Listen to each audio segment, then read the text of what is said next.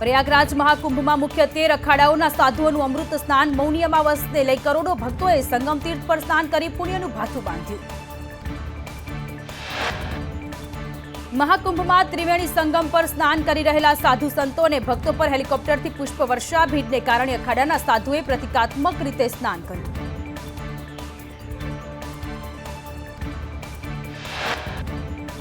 શારદા, દ્વારકા અને બદ્રી સહિતની ચારેય પીઠના શંકરાચાર્યએ તીર્થ સ્થાન પર પવિત્ર સ્નાન કર્યું. આસ્થાની ડૂબકી લગાવ્યા બાદ શંકરાચાર્ય સ્વામી અવિમુક્તેશ્વરનંદજી મહારાજે કહ્યું, આધ્યાત્મિક આનંદની અનુભૂતિ થઈ.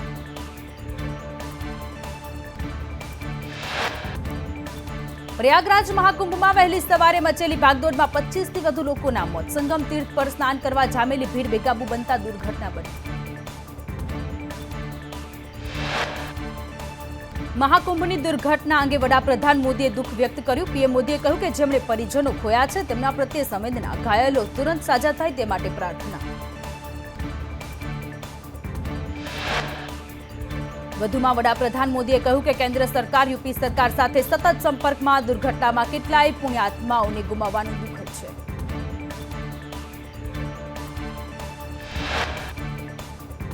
પ્રયાગરાજની દુર્ઘટના પર રાહુલ ગાંધીએ દુઃખ વ્યક્ત કર્યું. ટ્વીટમાં લખ્યું કે નબળી વ્યવસ્થાને દુર્ઘટના માટે જવાબદાર ગણાવી વહીવટી તંત્રનું ધ્યાન શ્રદ્ધાળુઓને બદલે વીઆઈપીની અવરજવર પર છે. રાહુલ ગાંધીએ ટ્વીટ કર્યું કે વીઆઈપી કલ્ચર પર લગામ લગાવવાની જરૂર છે. સરકારી વ્યવસ્થામાં સુધારો કરવો જોઈએ. કોંગ્રેસ કાર્યકરો અને પીડિતોની મદદ કરવા માટે રાહુલ ગાંધીએ અપીલ કરી. મહાકુંભમાં નાસભાગ બાદ સીએમ યોગીએ શ્રદ્ધાળુઓને અફવા પર ધ્યાન ન દેવા અપીલ કરી. સાથે જ કહ્યું કે સંગમ તીર્થ પર જવાને બદલે નજીકના ઘાટ પર સ્નાન કરો. વધુમાં સીએમ યોગીએ કહ્યું કે સ્નાન માટે ઘણા ઘાટ બનાવવામાં આવ્યા છે. લોકો ત્યાં સ્નાન કરે. વહીવટી તંત્રે બનાવેલા નિયમોનું પાલન કરો. ભક્તોએ માતા ગંગાની નજીકના કોઈ પણ ઘાટ પર સ્નાન કરે. મુખ્યમંત્રી યોગીએ કહ્યું, મહાકુંભમાં સ્નાન માટે પ્રયાગરાજમાં 8 થી 10 કરોડ શ્રદ્ધાળુઓ ઉમટી પડ્યા છે. અખાડા માર્ગ અને નાગ વાસુકી માર્ગ પર ભારે ભીડ છે, પરંતુ સ્થિતિ નિયંત્રણમાં છે. ભાગદોડ પર યુપી સરકારના મંત્રી સંજય નિષાદનું શરમજનક નિવેદન. કહ્યું, આટલા મોટી ઇવેન્ટમાં નાની મોટી ઘટનાઓ બને. વિવાદ સર્જાતા કહ્યું, ભૂલથી બોલાઈ ગયું.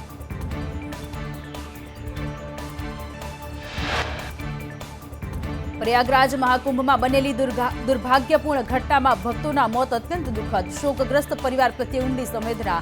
બિહારના મુખ્યમંત્રી નીતિશ કુમારે ટ્વીટ કરી દુઃખ કર્યું વ્યક્ત.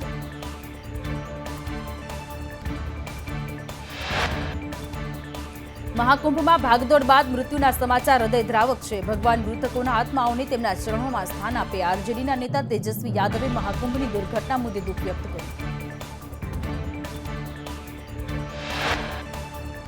મહાકુંભમાં ફરજ પર તૈનાત ડીઆઈજી વૈભવ કૃષ્ણ સાથે ખાસ વાતચીત. ડીઆઈજીએ કહ્યું કે કુંભ સ્નાન માટે અમારી અપેક્ષા કરતાં વધુ લોકો આવ્યા. અત્યારે 10 કરોડથી વધુ લોકો સ્નાન માટે પ્રયાગરાજ આવ્યા. વધુમાં ડીઆઈજી વૈભવ કૃષ્ણે કહ્યું કે આટલા બધા લોકોને સંભાળવા પડકારજનક. અમૃત સ્નાન રદ કરવામાં આવ્યું નથી. તમામ પરિસ્થિતિ માટે અમે તૈયાર છીએ. હવે સુરક્ષા વ્યવસ્થા સંપૂર્ણપણે છે. નિરંજનપુરી અખાડાના મહામંડલેશ્વર સ્વામી પ્રેમાનંદ પુરીએ દુર્ઘટના અંગે પ્રશાસનને સંપૂર્ણ નિષ્ફળ ઠેરવ્યું. સ્વામી પ્રેમાનંદ પુરીએ કહ્યું, પ્રશાસને ફક્ત વીઆઈપીઓની વ્યવસ્થા સાચવી રહ્યું છે.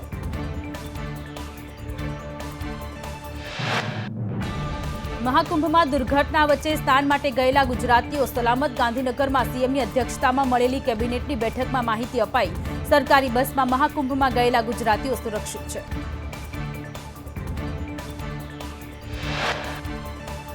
મહાકુંભમાં ગુજરાતીઓની સ્થિતિને લઈ ઋષિકેશ પટેલે નિવેદન આપ્યું. કહ્યું, બસ મુસાફરો કે ગુજરાતીઓને નથી થયું નુકસાન. સીએમએ તાત્કાલિક ઉત્તર પ્રદેશ સરકાર સાથે સંકલન કર્યું. મહાકુંભમાં મૌની અમાવસના પવિત્ર સ્નાન પહેલા હજારો નાગા સાધુઓએ રવેડી કાઢી. તલવાર અને ત્રિશુલ સાથે સંગમ તીર્થ પર સ્નાન કરી પુણ્યનું ભાથું બાંધ્યું.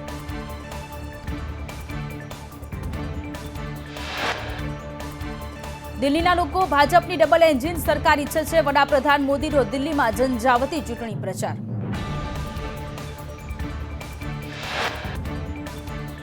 પીએમ મોદી આપ પર પ્રહાર કરતા કહ્યું, દિલ્હી કહી રહ્યું છે કે આપની લૂંટ અને જુઠ્ઠાણા નહીં ચાલે. હારના ભયથી આપ દાના લોકો ભયભીત.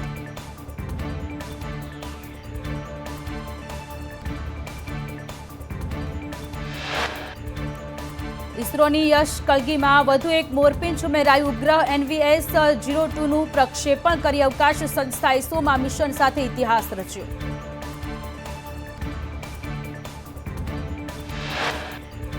મધ્યપ્રદેશના કાન્હા ટાઈગર નેશનલ પાર્કનો 2 વાઘની ઇનફાઇટનો વિડીયો વાયરલ. પ્રવાસીઓએ સમગ્ર ઘટના કેમેરામાં કેદ કરી.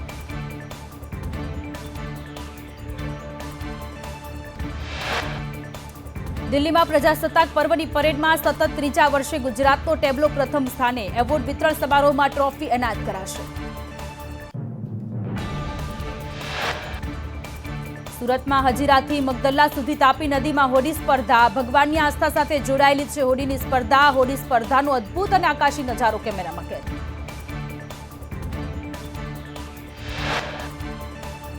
જીપીએસસી 2025 ભરતી કેલેન્ડરમાં 1751 અલગ અલગ કેડરની ભરતીઓ જાહેર. 160 ડીવાયએસઓ અને નાયબ મામલતદારની જગ્યા ભરાશે. શિક્ષણ સેવા વર્ગ 2ની 300 જગ્યાઓ ભરાશે. રાજ્ય વેરા નિરીક્ષકની 323 જગ્યાઓ ભરાશે. જૂનાગઢના માંગરોળમાં આપ કોંગ્રેસ ગઠબંધનથી ચૂંટણી લડશે. 36માંથી 13 બેઠકો માટે આપ અને 23 બેઠકોમાં કોંગ્રેસ ચૂંટણી લડશે. વિજાપુર ગર્લ્સ હોસ્ટેલમાં વિદ્યાર્થીની ગળે ફાંસો ખાઈ જીવન ટૂંકાવ્યું. BHMSના વિદ્યાર્થીઓએ તોડફોડ કરી. મહેસાણા તાલુકા પોલીસે વધુ તપાસ હાથ ધરી. અમદાવાદના ઓઢવમાં તંત્રના ડિમોલેશનને લઈ રાજકારણ ગરમાયું. ઓઢવ રબારી વસાહતને કોંગ્રેસ ડેલિગેશને મુલાકાત લીધી. AMCએ અચાનક ડિમોલેશનની કામગીરી કરી હોવાના હિંમતસિંહના આક્ષેપ. અમદાવાદ મહાનગરપાલિકાની 39 શાળાના બાંધકામ જર્જરિત હાલતમાં. દબાણ અને કોઈ પચાવી ન પાડે તે હેતુથી કાર્યવાહી થશે. કોર્ટમાં તમામ જગ્યા માટે દાવા કરવામાં આવશે.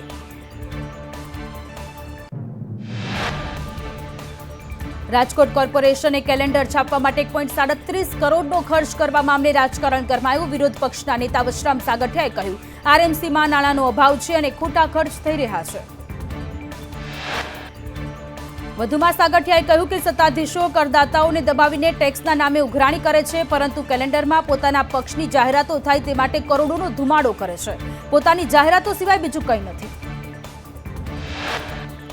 સ્ટેન્ડિંગ કમિટીના ચેરમેન જયમીન ઠાકરે કહ્યું, 112 પ્રતિ કેલેન્ડર ખર્ચ થયો છે તે યોગ્ય છે. પહેલા પ્રતિ કેલેન્ડરનો ખર્ચ 52 રૂપિયા થતો હતો. વિકાસના કામો માટે કોઈ પણ પૈસાની અછત નથી. જયમીન ઠાકરે કહ્યું, કેટલાક લોકો આવા જ ઇસ્યુ ઉભા કરે છે. આવનારા દિવસોમાં સારા કામો કરાશે. આ કેલેન્ડર કોઈ નેતા કે અધિકારી માટે નથી, સામાન્ય ટેક્સ ભરતા નાગરિકો માટે જ છે.